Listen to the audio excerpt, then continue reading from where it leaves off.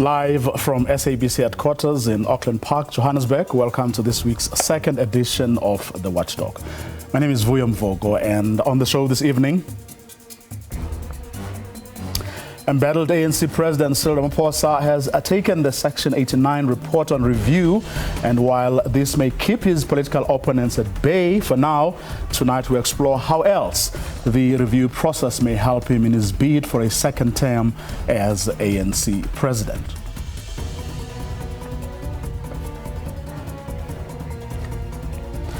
The ANC continues to close ranks around its president as Phala Phala Gate casts a long shadow on the party's image. And the grave of former President Nelson Mandela may soon be opened to the public. His granddaughter, Ndileka Mandela, joins us later in the program to tell us more. The Watchdog starts now.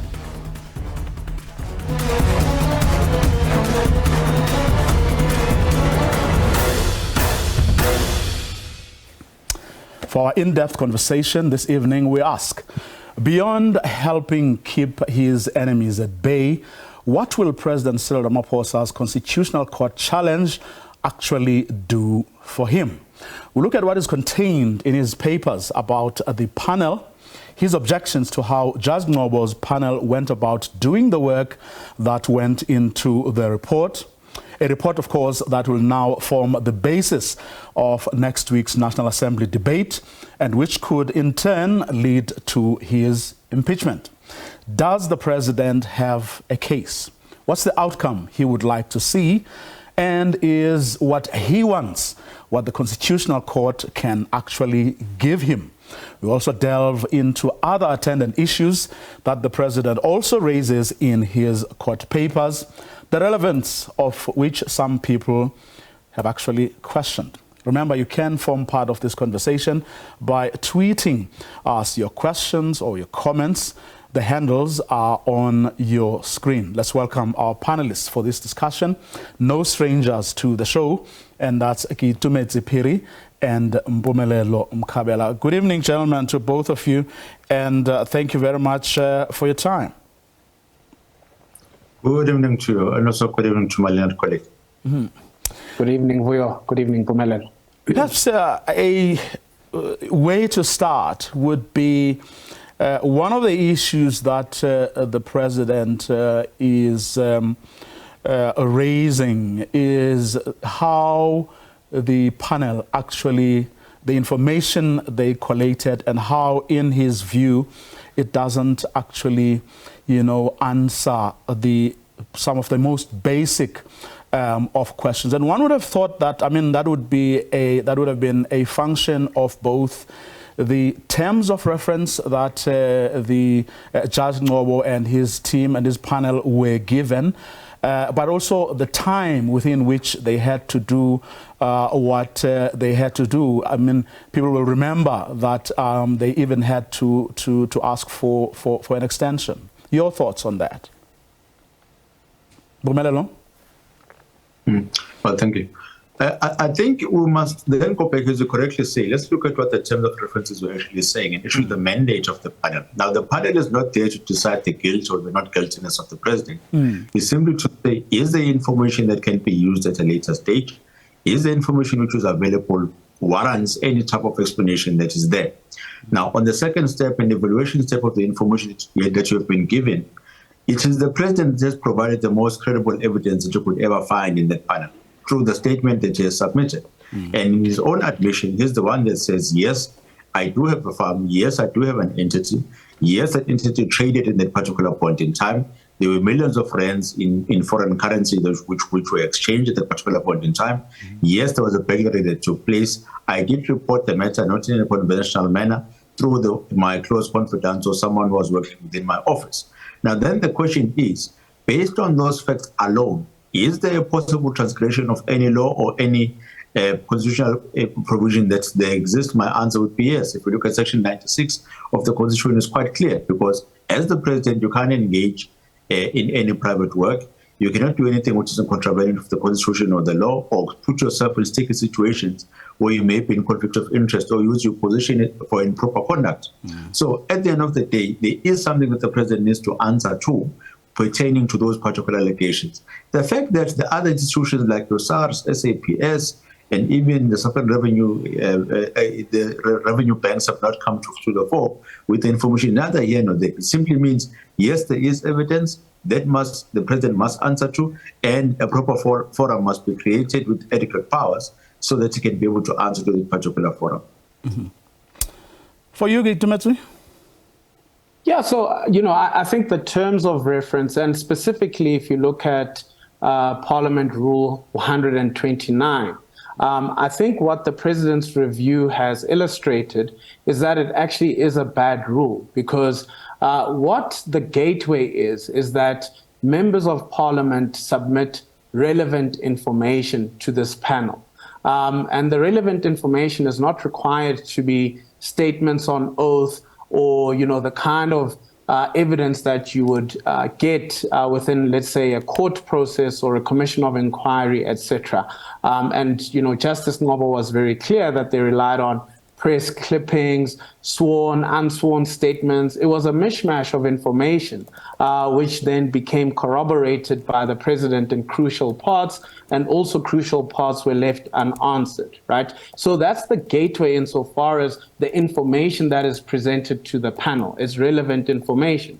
But then what Rule 129 says is that based on then that information, the panel must confirm or make a recommendation whether there's sufficient evidence to illustrate whether the president has seriously misconducted himself or seriously violated the law. So I think that is what the president has latched on. He says, well, you got information in a variety of ways, which is not necessarily evidence in the technical legal sense that we would look at evidence. So what evidence did you have?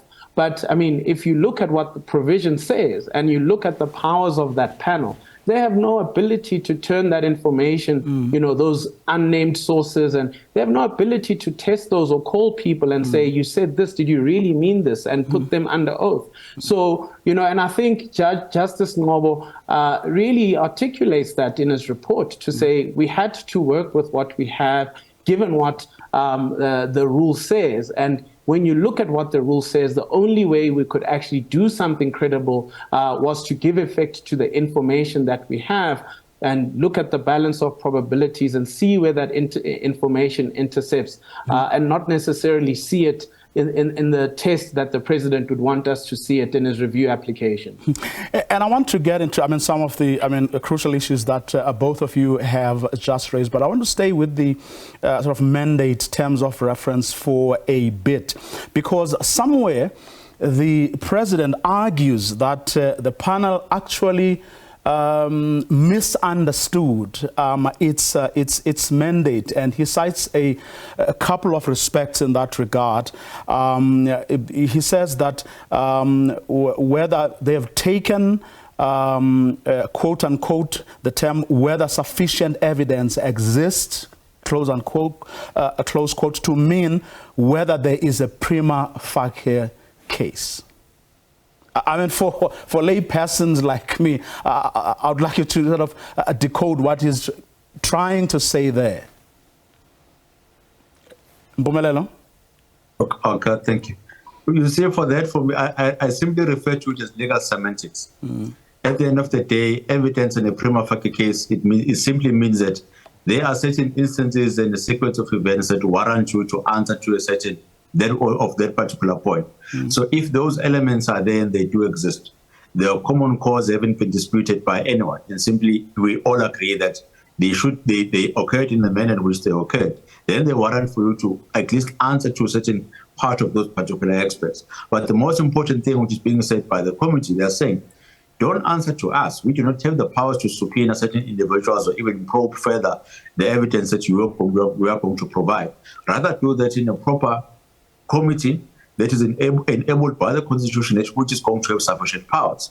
So if you then argue that I was simply supposed to look and probe further, then look at the terms of reference. It means that you participated in the process that you knew very well was going to be flawed at the end of the day, and you simply did it to simply do a tick box exercise. However, I think the courts would then say, let's look at the intention of creating the committee. Let's look at the intention of the Section 89 of our Constitution, which again would supersede any other rules that would exist because it would be the most supreme law that we have. The intention of that was to simply say, in instances where we suspect that the president is engaged in a proper manner, we suspect that the president has contravened certain section of the Constitution, let's create this layer so that all these processes are able to be answered to the accounting institution, which is Parliament at the end of the day, and the accounting institution in which the president would account to is then given powers to enable it to perform its duties. So if you are then going to come back with legal semantics and say information versus evidence, prima facie evidence, which was supposed to be provided, for me it's more or less the same thing. At the end of the day, let's boil it down to the facts. Are there sufficient facts that warrant you to answer? Are there sufficient facts when looked at it at face value, without hearing your comprehensive response, create an impression that you are indeed guilty of committing a certain crime? If the answer is yes, then proceed to the committee. You will get your chance to clear your name in that particular committee. For you, Kitumetse, I mean, whether sufficient evidence exists versus whether there is a prima facie case, is that an issue for you at all? I don't think it is an issue at all. And I think, when you look at the president's review application, he actually doesn't deal with what Justice Ngobo had to say about this very factor. He did say that, yes, we have considered the fact that the terms of reference, for instance, in the public protector inquiry are different from these terms of reference in the use of that very terminology. But he says that the panel comes to the view that given the nature of the panel and the nature of the information available to the panel, so this is his reasoning, which the president actually hasn't addressed in his review application.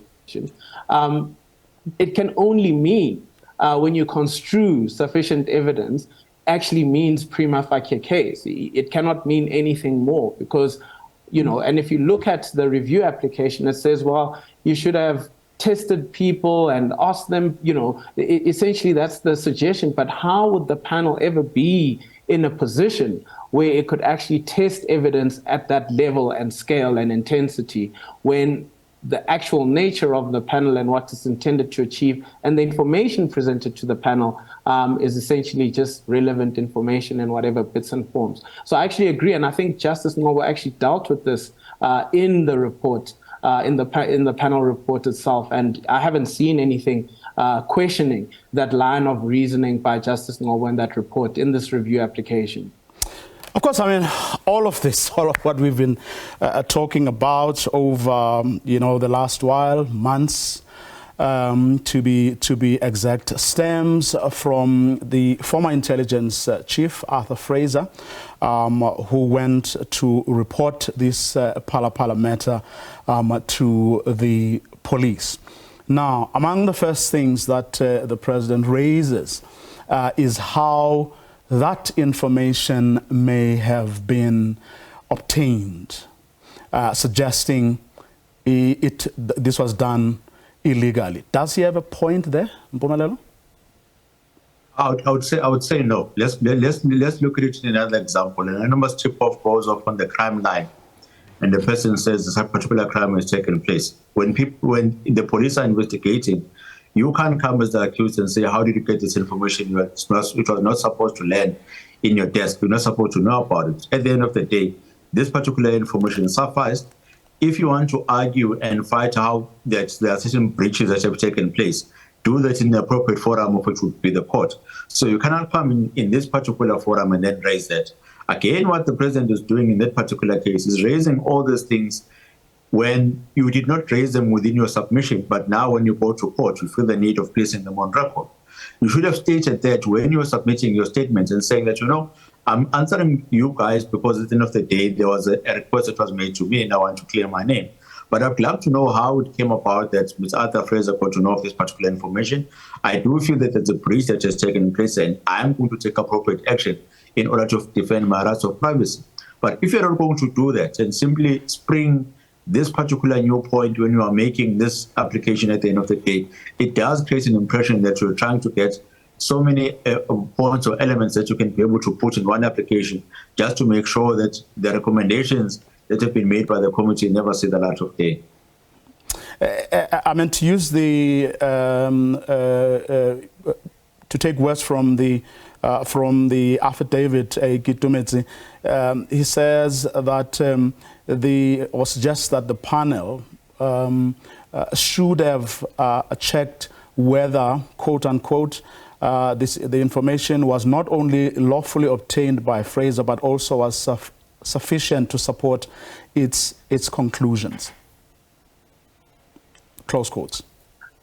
Yeah, and you know, he's not telling us something else there, which, you know, the panel report tells us. So let's take the charge relating to the president undertaking paid work, which Mpumelelo had spoken about earlier.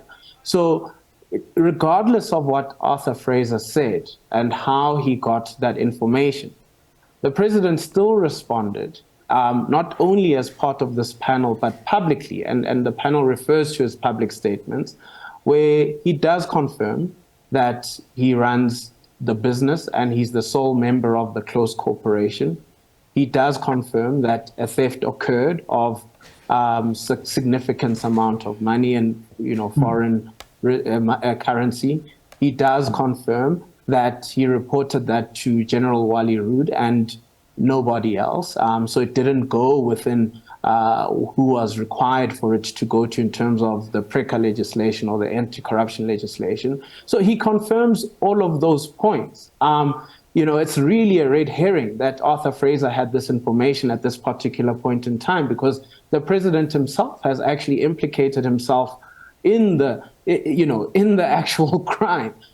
So, you know, I think there are instances where, yes, it could be dangerous to give effect to information that has not been obtained in the right way, because the rule of law requires that in some instances. But when you look at the facts of this particular matter and what the president himself confirmed within the response to the panel and his various other public statements, it's neither here nor there where Arthur Fraser got that information, because the president has confirmed, especially in respect of that second charge relating to PRECA. Of course, I mean, he raises quite a number of issues around what Arthur Fraser says, that, for example, regarding the charge that he gave permission that money should be stuffed into the sofa. Says actually the opposite is true, that he actually asked for the money to be banked. In other words, I don't know whether my reading is correct, suggesting that, I mean, here's one example of a lie, and part of the problem is precisely because this information could not be tested. But as the panel, you were then able to reach conclusions based on information that was incorrect. Pumelelo? Firstly, that would be a dispute of fact as to what exactly happened on that particular day and that particular time. But most importantly, then what it does, it says that if you're going to give instructions how money should be handled, you are not a silent shareholder, you are not someone who does not partake in the activities of the business. You are very active, because in fact what you are doing, you are giving direction as to what should happen to the profits of the day. Now, should we have a president who partakes in business in that particular manner and fashion? The answer is no. Why? That's a contravention of our constitutional provisions that appear in the Constitution. So at the end of the day, the inquiry which is taking place, and let's, you see, we need to be clear. It's the inquiry which is taking place, not the determination of the guilt or innocence of a person. So we're simply saying, is there evidence that exists that will enable us to go back or go to the second sphere or the second level of this investigation that will need to take place or inquiry? In this case, the answer is yes. And it's not because that's the only determination which has been done by the committee is due to the committee evaluating the evidence that has been submitted. The committee is saying, you are admitting, Mr. President, you are making those submissions yourself. you are admitting that you partake in the business or the daily activities or regular activities at the Phala Phala farm, which you are not supposed to do that. On the face of it, you're not supposed to do that. So on that basis, we can only come to one conclusion with the powers that we have, that we need to go to a second sphere in terms of this particular inquiry, and then you can be able to detail all those and give a further detailed explanation as to whether you participate or not, and they'll be able to take a decision whether you must be impeached or not if you have broken the rules. Could that, on the back, Keitume, on the back of what Mpumelelo just said, is that something or one of the things that could then come back to bite him, so to speak? Yes, I think in the answering affidavits, I expect quite a great deal of depth to be spent on what the president actually said, feeding into the panel's report. But, I think we have to be fair. I think there are parts of the report that are problematic, and the president has rightfully raised that in his review application. So, for instance, there's a chapter in the report that deals with the origins of the money, and it deals with Mr. Hamiz arriving on Christmas Day, and that had nothing to do with the motion that the ATM had actually submitted to Parliament on this matter. So that is true. In that respect, I agree with the president that the panel report went further than it should have gone, and that should have been something that should have never actually been in the report itself. So that does establish a basis for review, right?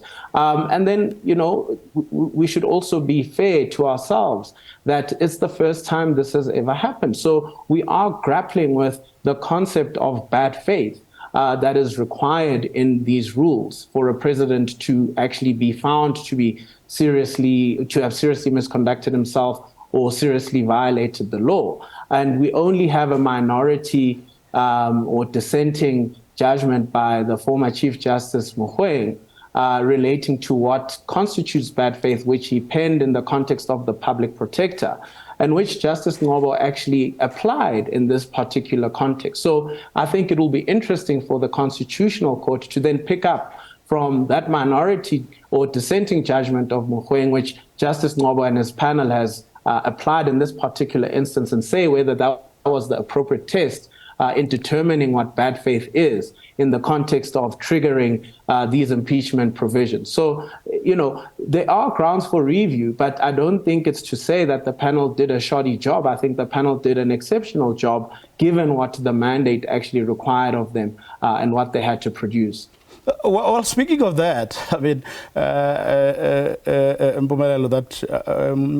Keitume says, he doesn't think, they did a shoddy job. Because one of the things the president points to is how, or the fact that, which I think has been widely acknowledged, the fact that they relied on a report reports whose sources could not be verified or checked, which the president believes is information that should not have been that should not have been included in the report, precisely because it has not been tested. Would that be one of the things that he has a point on, Mpumelelo?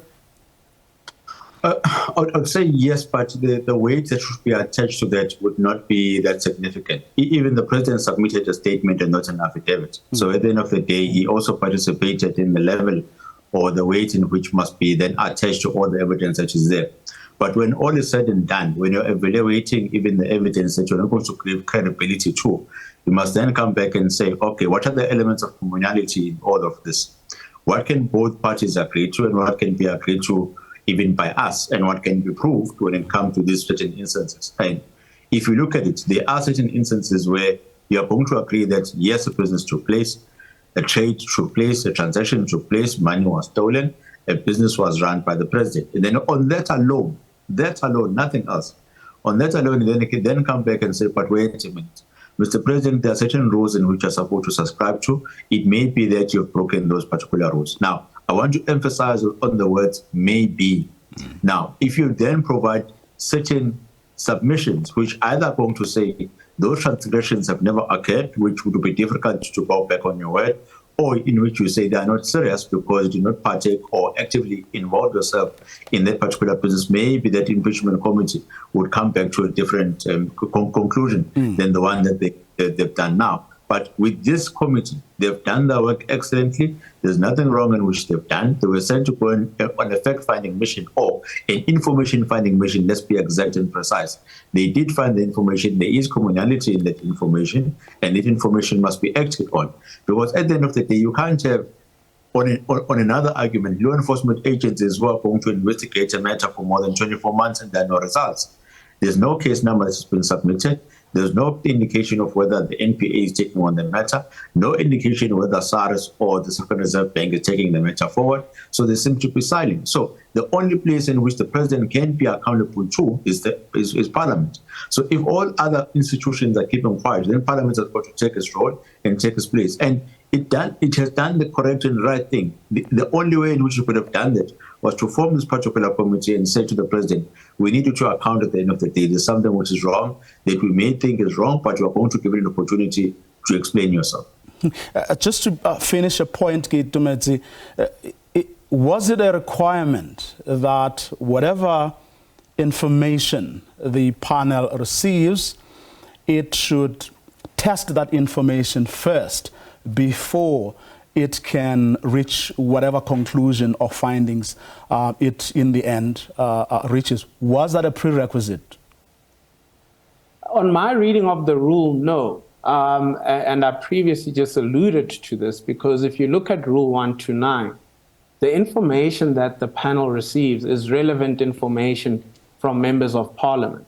So I have a problem with the submission by the president here, because what he is saying, ultimately what comes out in his review application is that when a member of parliament submits information to a panel of this nature, then he's got to actually have investigated the matter himself. In other words, I must go and attach affidavits from X, Y, and Z people that will then become relevant evidence in this particular context. And I can't rely on newspaper clippings, or I can't rely on press statements made by the president in his party, or I can't, because that's really where the president is trying to take us. And he uses the wording of Section 129, which says sufficient evidence, to create that line of reason. But I think that's too high a standard for this impeachment panel and what is it actually required to do. And I don't think that the impeachment panel is required to test that information, because the people that will test the veracity of those allegations is the impeachment committee, which is the next stage of the process. And I don't think you can construe the process to create an ability for this impeachment panel to even have some of the obligations and responsibilities that impeachment committee would have. And I think testing the veracity of the information and the evidence would lie exclusively in the impeachment committee's domain and not this impeachment panel.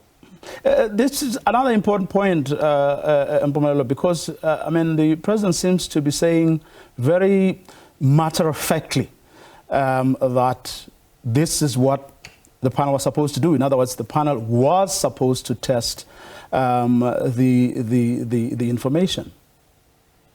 Of which I agree with Mr. Perry. No, the panel was not supposed to do that. The panel was supposed to go and check whether there is evidence that can be used at a later stage. So not the accuracy of the evidence that is there, but whether information is available. And it's the president himself who then submitted the information and said, yes, I do agree. Here's the information that you are looking for. And the only people that are going to adjudicate on the accuracy or non-accuracy of the information, it is the committee itself. So they are going to be the ones who are going to take the most important decision. This particular committee has stated in its own report saying that the president may or may not be guilty. We do not know that, and we can't pronounce on that. However, we do feel that an impeachment committee will come to a more reasonable conclusion. And that's exactly what the committee is going to do. So if I was the president, I would have rather waited for the impeachment committee and taken that particular outcome on review, because that's where it matters the most. At the end of the day, even if Parliament would then say, okay, let's disregard the report that has taken place.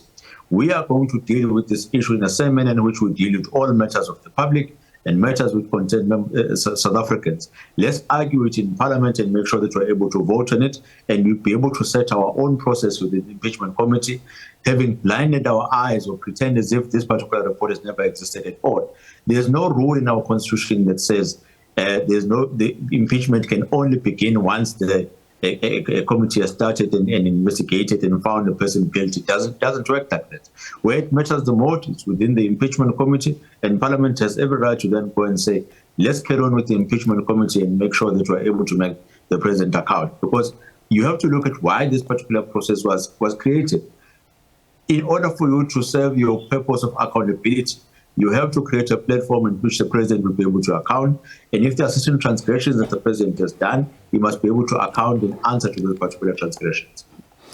Now, on the basis of what both of you, the number of issues that you both raised about the president's submission, with the terms of reference in mind, and with all the limitation that this process, terms of reference, time and everything imposed on the panel, where would you put things? In other words, when those members of Parliament next week gather and debate this matter, and those among them who are able to really make some of the arguments that you and other legal scholars make, is there a case indeed for the president to answer? I certainly believe there's a case for the president to answer. I believe if you just look at his version and his submissions to the panel, it's very clear that he's misconducted himself or violated the constitution or the law. I think there is a question mark around the serious violation of the law, and I think the test that Parliament put there, that this must be intentional or malicious, is probably not appropriate when you think of what has happened in this particular instance. But I like how Justice Norbert dealt with it. He said, what you must look at to assess that is, the nature of the office bearer, the responsibilities that are borne on him, the nature of the transgression itself. So if you think that a president could have violated anti-corruption laws in South Africa, and we know what the Constitution says about corruption and its effect on the country. I don't think you need to say more. I don't think you need to say, well, did he intend to violate the law? I think that imputes a bad faith element on his own, and I think Justice Norbert dealt with that, right? But I think it is important that the Constitutional Court weighs in on that question of bad faith, because that really goes to what are we saying when we say there's a serious violation of the Constitution or serious misconduct on the president. But certainly from my perspective, there is a case for the president to answer. I think I expect, the ANC caucus to say the matter is sub judice because there is a review application, and I don't expect it to go further. But having read the report, for me, it seems there is a case for the president to answer here. For you, Mpumelelo? Definitely. Maybe when they go to Parliament next week to deal with the legal semantics that may be able to appear here and there with sub judicateness of the matter, is to simply say, remove this particular report from the agenda and simply say we are going to deal with the president's submissions that have been circulating out there in the public. Now, the president of South Africa, if there are certain things that have been circulating, it's either he comes to Parliament and then he has to confirm whether those things which are circulating are true. And with the rules of Parliament, I'm pretty sure members of Parliament are allowed to raise certain points that they've seen in the media. They are allowed to raise certain points which are out there circulating, which are being discussed on a daily basis. And then on that basis alone, the question you must ask, should you or ought you have a president in which he has basically admitted to engaging in conduct which is similar to that one? Is that particular conduct ought to be frowned upon by members of Parliament? Are there certain rules that need to be obeyed as per the Constitution and also Parliament?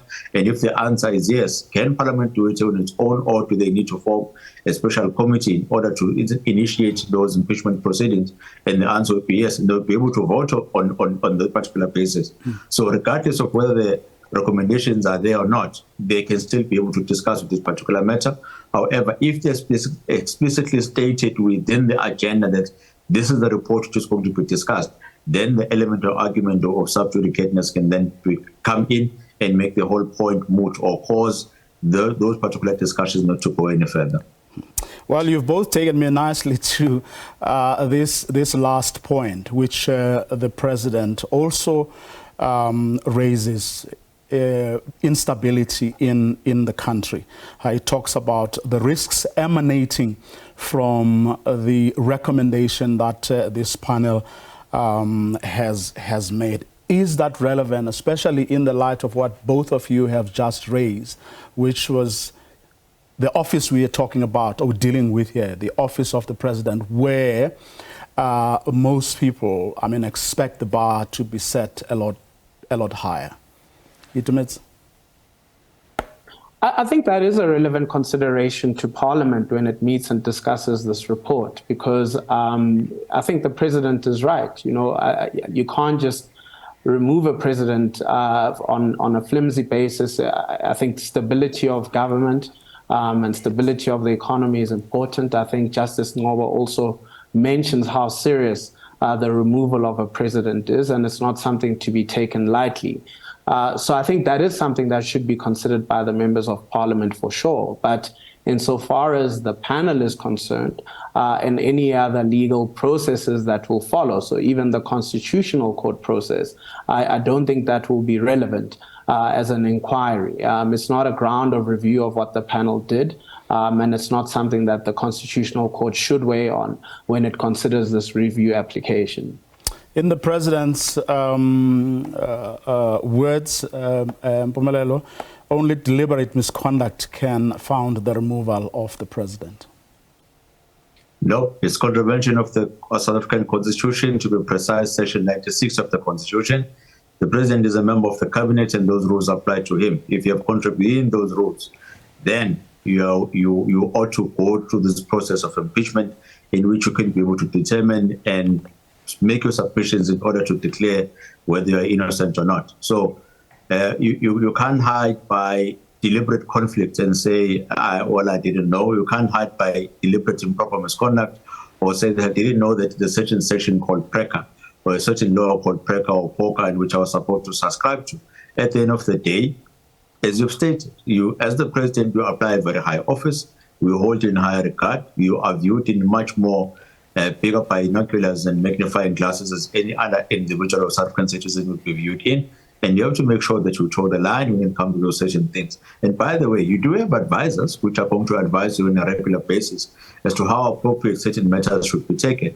And then just another element of rationality should also come in. If someone breaks into my house today, I'm going to go to the police and ask them to investigate the matter. I should come back with the case number. Why not follow up all those issues in the same a regular South African will be able to do? But most importantly, hold those institutions which are supposed to investigate and prosecute liable and say to them, why have you waited for 24 months in finalizing my matter?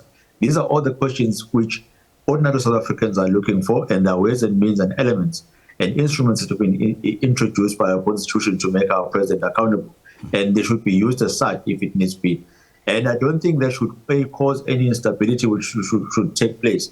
Making a person accountable and making sure that they're able to answer to their obligations is not something that should cause instability to take place. In place, we should be applauding and saying that, yes, we have a democracy that is vibrant, a democracy that is able to hold individuals accountable. Can I just add something there? Yes, by all means. Yes, because, so I want to add, and there's a very beautiful discussion by the panel around how these categories of a breaking of the law actually would interplay. So, for instance, we know that based on the Western Cape High Court decision, the president was found to have acted unlawfully in removing Advocate Mkhwebane as the public protector.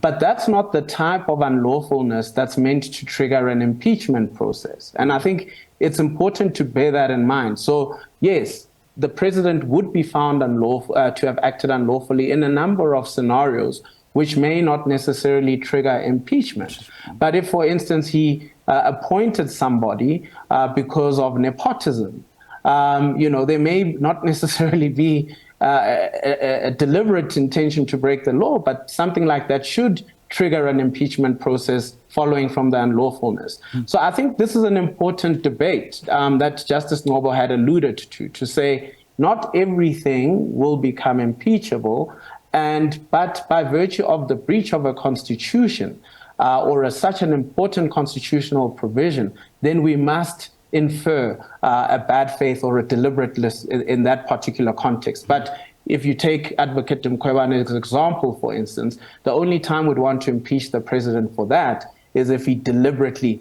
really was circumventing her powers or that particular office, right? So I think that's an important, and Justice Ngobo has a beautiful discussion on that in the panel report, and which justifies where he got to around that question of bad faith. Okay, I believe we have some comments from people watching the program. I'd like you to stay on just in case there may be questions directed at you. Manucham Mdaung says, if Constitutional Court finds President not have done anything, we will know that him and Zondo are corrupt.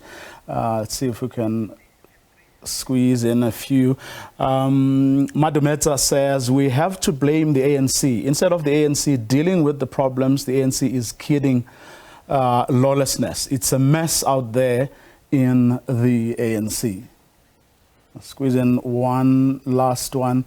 Evening, Bravuyo. It's glaringly inevitable. It would seem that President CR will win this review due to legal semantics.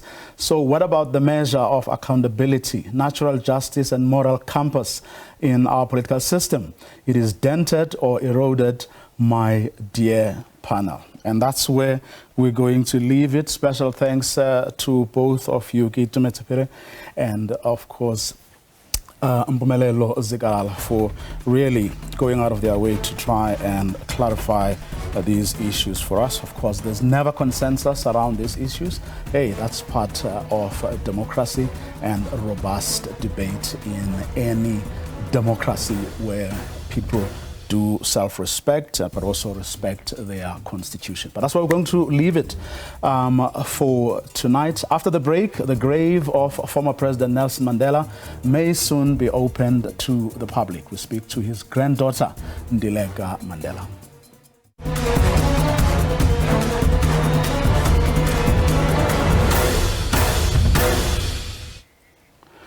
9 years ago, the country and the world plunged into mourning with the passing of Nelson Mandela.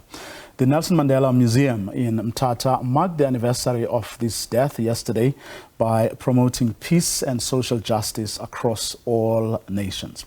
His granddaughter, Ndileka Mandela, attended, saying the icon would have been very concerned about the political chaos in the country and the escalating gender-based violence. Kululeko Nyembezi reports. Nelson Mandela espoused peace and social justice. His ideas and actions made him an international icon. He was instrumental in preventing widespread bloodshed after the murder of Chris Hani in 1993.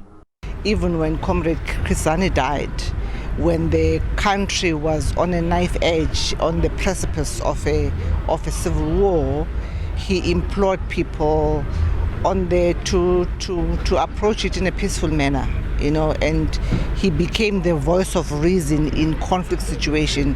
His role in Burundi and Rwanda is well known for fostering peace in those countries and also globally. And now, the animator is making headlines again with the granting of parole to Hani's murderer, Janus Walus. Ndileka Mandela says her grandfather would have advocated for the rule of law. He was a disciplined cadre. He always abided by the rule of law, by the majority rule. So in as much as he would not be happy, however, he would say that tongue in cheek because he knows that as a country we need to follow rule of law. The museum called on all leaders, both in communities in the political sector, to follow the footsteps of Nelson Mandela. We should continue to remember the contribution that Nelson Mandela made, you know, to this society, South African nation. We should always continue to remember the acts of reconciliation, forgiveness that Nelson Mandela preached during his time. So that is the kind of message that we should expect today. It's a message of unity, you know, amongst the South Africans. And also a message that says we should do away with all the social injustice ills. The late global icon's last resting place is still closed to the public. The government has been in talks with the family to make it accessible to the public. We are in engagements with the family in terms of opening the grave to the public, because we believe that Mandela, as much as he was his father, their father, but he was also the leader of the society, not only in South Africa, but internationally. So in engagement with the family, we are hoping that we'll find one another in terms of them allowing, even if they will say at a particular time, but they will, I hope we will reach at that point that they will open for the public to view the grave of that Mandela. Mandela was buried on the 15th of December 2013 in his beloved Qunu. Nkululeko Nyembezi, SABC News, Mthatha. Well, let's welcome on the line Rolihlahla Nelson Mandela's granddaughter, and that's Ndileka Mandela. Ndileka, good evening. Thanks very much for your time. Good evening, Vuyo, and good evening to the listeners. Well, I mean, a colleague last night asked me whether I still remember where I was when we had the news that, you know, the West had happened.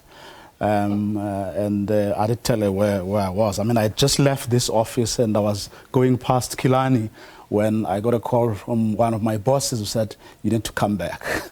And the rest, as they say, it still, though, feels like yesterday, doesn't it? Yes, it does. I mean, I just can't believe, you know, it's 9 years and next day we'll be commemorating the 10 years of his passing. I mean, time flies, really. Mm. An interesting comment just for passing. I know we're supposed to talk about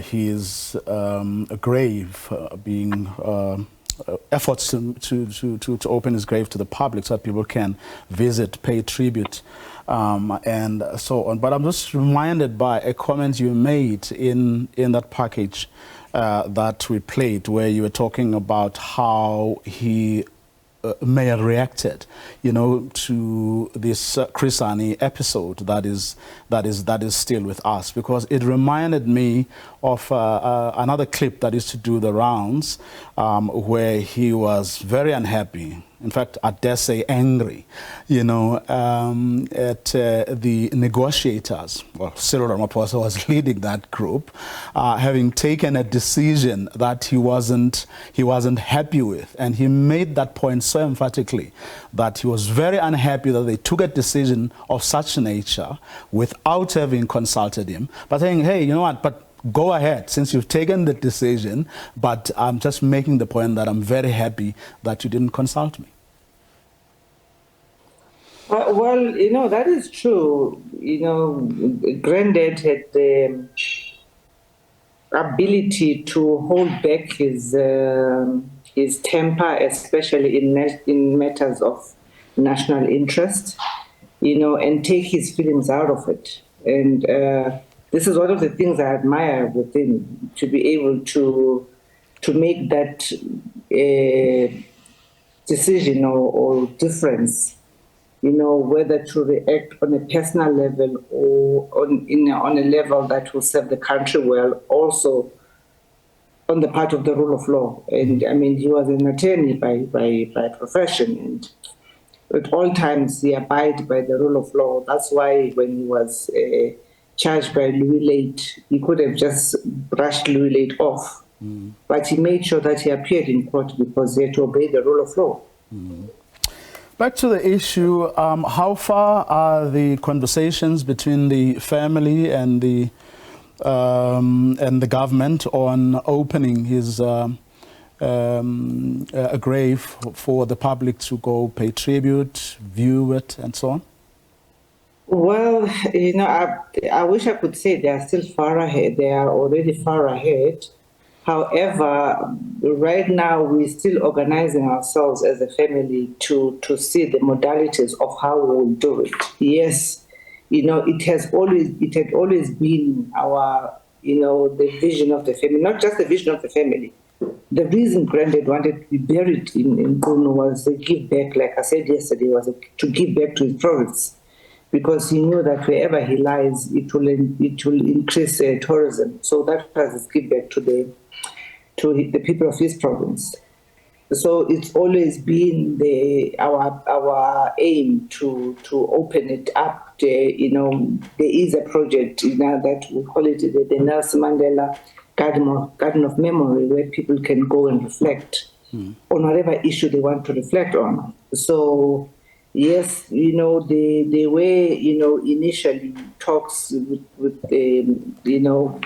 specifically the Department of Arts and Culture into the modalities of how we can do it. But like I said, we need to organize ourselves first as family to discuss how we'll then do it. There's different models that we've looked at globally of grave sites that have been open to the public.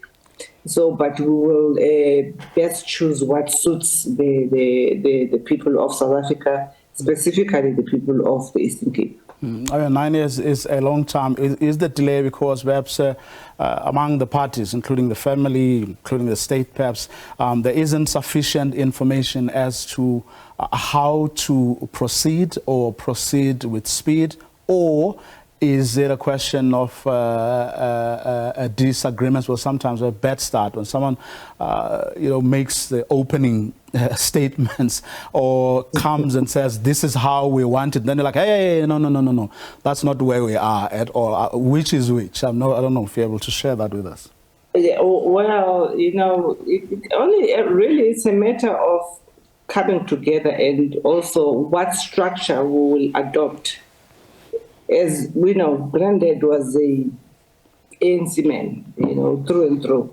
His organization will have to be involved, the government will have to be involved, the family will have to be involved, and also international bodies, because to make a place like that, fit for purpose of visitors coming, it does need a lot of cash injection to make sure that, it doesn't block traffic, as we know that place is next to the freeway. We need to do it in such a way that it won't block traffic. So there's all of that, that is taking place. But, the groundwork has been done. Mainly, it's mainly adopting what structure we'll then adopt in terms of, all the parties that I've mentioned, handling it going forward. But I mean, is there that's one thing that struck me when I saw this. Is there a deliberateness on the part of all to now pick up the pace and run with it? Or was it something that was said yesterday because there was the commemorative event and someone, in the context of answering questions, felt they should say, well, it's something that's going to happen and hopefully soon? No. It's something that, like I said yesterday, I don't have the authority to pronounce that. However, I know that, if we do not open it to the public, we do not be actually, conceding to his wishes of having that place give back to the Eastern Cape. So yes, as the 10th year commemoration is coming up, personally, I feel that it's about time that we do open it, to the general public. It was not a matter of just pronouncing. It's a matter of, this is what we would like to see happen. But also, however, we need to also take in consideration that the last 2 years being there with COVID, it sort of put us on a back foot. We're still finding our feet post-COVID, and also the fact that during that time, Anzinzi passed. So, in as far as our emotional space as a family is concerned, it's still not very settled. Okay, well, hopefully it'll pick up pace sooner rather than later, and it would really make the 10th year anniversary one of those things that would, I would suppose, add value to the idea of commemorating the 10th year of his passing. Ndileka Mandela, thank you very much for your time this evening. Thank you so much, Vuyo, and thank you to the viewers. Thank you. Ndileka Mandela, the granddaughter of the late Nelson Mandela. Yesterday, of course, was the anniversary of the 9th year of his passing. May his soul indeed rest in peace. And that's our show for tonight. Do join us again tomorrow evening, same time. Have a good night.